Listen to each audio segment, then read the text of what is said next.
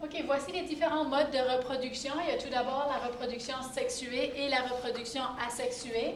Pour la reproduction sexuée, on a besoin d'avoir des gamètes. Les gamètes vont s'unir pour former un organisme qui est différent de celui du parent. Donc, c'est vraiment un mélange ou une combinaison du matériel génétique de deux organismes qui va former un nouvel organisme ou un organisme différent. La reproduction asexuée, à l'opposé, on a un organisme qui va produire un autre organisme dont les caractères héréditaires ou génétiques sont identiques à celui du parent. Donc, la reproduction sexuée produit des organismes différents, tandis que la reproduction asexuée produit des organismes identiques.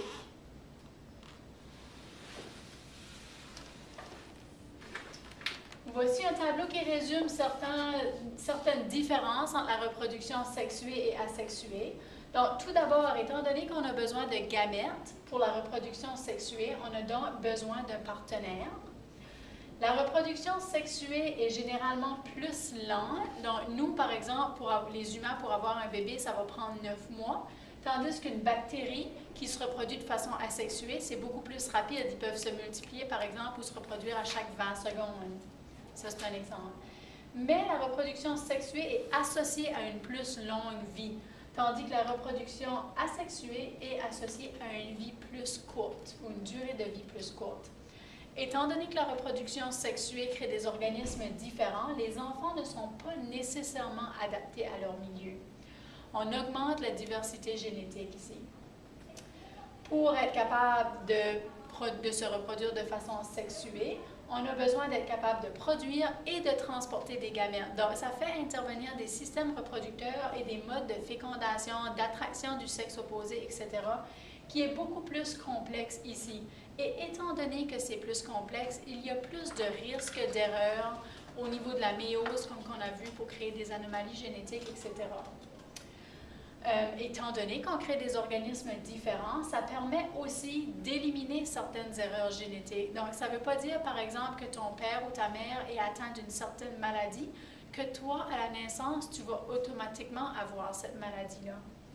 Il y a des capacités d'adaptation. Étant donné qu'on est tous différents, on peut s'adapter à différents environnements, à un différent rythme. Et on a tous des capacités de résistance différentes. Donc, s'il y a une personne dans la classe qui tousse parce qu'elle a la grippe, ce n'est pas tous les élèves qui vont attraper la grippe par la suite parce qu'on a tous un système immunitaire différent.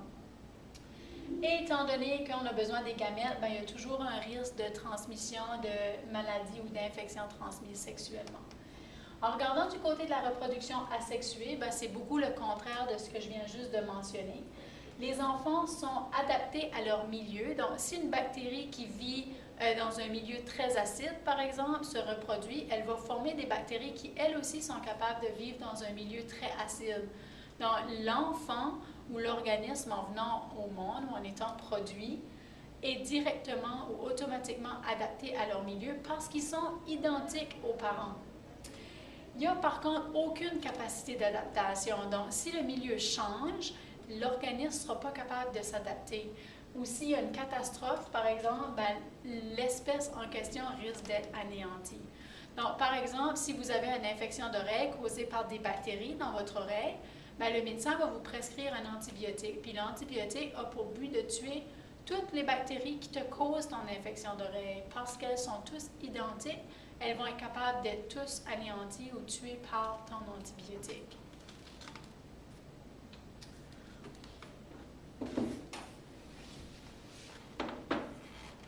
Donc, pour la reproduction asexuée, il y en a de différents types. Ça peut être la scissiparité, le bourgeonnement, la segmentation, des spores ou la reproduction végétative. Je vais aller rapidement à travers ces définitions-là, mais sachez que vous n'avez pas besoin de les connaître. Vous avez par contre besoin de comprendre que la reproduction asexuée crée des organismes qui sont identiques et voici certaines façons que les organismes peuvent prendre pour y arriver. Donc, tout d'abord, il y a la scissiparité. La scissiparité, c'est beaucoup utilisé chez des bactéries ou des organismes unicellulaires, c'est-à-dire qui ont juste une cellule. Ça ressemble beaucoup à la mitose. La bactérie, par exemple, va doubler son matériel génétique, puis ensuite se diviser pour obtenir des organismes qui sont identiques. Le bourgeonnement c'est comme si tu aurais une excroissance, un petit bourgeon qui pousse sur un organisme mère et il va pousser, pousser, pousser pour finalement se diviser et avoir exactement le même matériel génétique. La segmentation, on l'observe parfois chez des étoiles de mer, par exemple, qui se font casser et chaque moitié forme un organisme qui a exactement, encore une fois, le même matériel génétique. Les spores, ce sont comme des petites graines qui contiennent le matériel génétique, puis chaque spore a la capacité de devenir un nouvel organisme, encore une fois, avec le même matériel génétique. Reproduction végétative chez certaines plantes, comme les fraisiers par exemple. Les racines, ils peuvent sauter, on appelle ça des stolons, et quand la racine saute, elle va aller produire un autre fraisier qui a exactement le même matériel génétique. Donc, le point clé qui regroupe tous ces modes de reproduction ici, c'est qu'à chaque fois, vous avez le même organisme, ou plutôt un organisme avec exactement le même matériel génétique qui est produit. Pour la reproduction sexuée, on a ce qu'on appelle la séparation des sexes, comme chez les humains, par exemple. La séparation se fait au niveau des chromosomes. On a vu que 2 chromosomes X donnent une fille et qu'un chromosome XY donne un garçon. Et la différence se trouve sur la 23e paire de chromosomes, qu'on appelle les chromosomes sexuels. On a aussi un autre mode qu'on appelle l'hermaphrodisme. Les hermaphrodites sont des organismes qui peuvent produire les 2 types de gamètes, donc ils possèdent les 2 systèmes reproducteurs. Donc l'hermaphrodisme, c'est le mode de reproduction des hermaphrodites. Okay?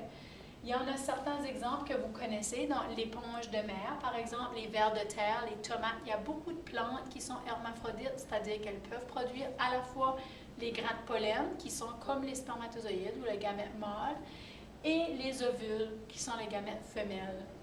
Maintenant, qu'est-ce qui est l'avantage pour les espèces d'être capables de se reproduire selon le mode hermaphrodisme? C'est surtout pour les organismes qui ne peuvent pas se déplacer. Donc, pensez à la plante, par exemple, qui n'est pas capable de se déplacer pour aller trouver un partenaire de sexe opposé. Le fait qu'elle produise elle-même les 2 types de gamètes lui assure sa reproduction. Souvent, la plante peut même le faire une autofécondation, c'est-à-dire qu'elle peut utiliser son pollen avec ses propres ovules. Ça facilite leur reproduction, puis ça assure une certaine survie au niveau de l'espèce.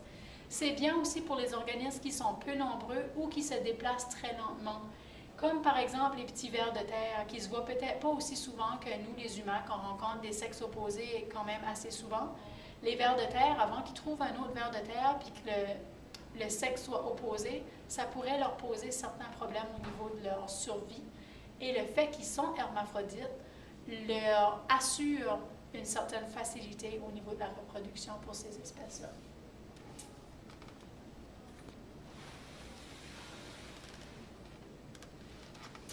Pour la reproduction sexuée, étant donné qu'on a besoin des gamètes, comme j'ai mentionné, on a besoin d'une fécondation. La fécondation, c'est vraiment le moment où l'ovule et le spermatozoïde se rencontrent.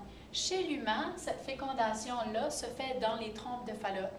C'est certain qu'au fil des années, on a développé des techniques pour permettre à certaines personnes, par exemple, qui ont plus de difficultés de concevoir ou d'avoir un bébé, de faire une fécondation qu'on appelle in vitro, c'est-à-dire qu'on va combiner le spermatozoïde et l'ovule à l'extérieur du corps pour ensuite l'implanter dans l'utérus de la femelle ou de la femme. Mais en général, ou normalement, la fécondation se produit dans les trompes de Fallope pour l'humain. Cette fécondation-là peut être interne ou externe. Donc, la fécondation interne, c'est quand les gamètes s'unissent à l'intérieur du corps de la femelle. Des organismes comme l'humain, normalement, vont utiliser une fécondation interne. Les mammifères, que ce soit une souris, un écureuil, une vache, etc., les oiseaux, des tortues, des serpents, vont tous utiliser une fécondation interne. La fécondation externe, à l'opposé, les gamètes vont s'unir à l'extérieur du corps de la femelle, comme par exemple dans le cas de la fécondation in vitro que je parlais tout à l'heure. Vous avez certains organismes qui utilisent la fécondation externe aussi, comme le crapaud, la grenouille. Au fait, les amphibiens vont utiliser la fécondation externe.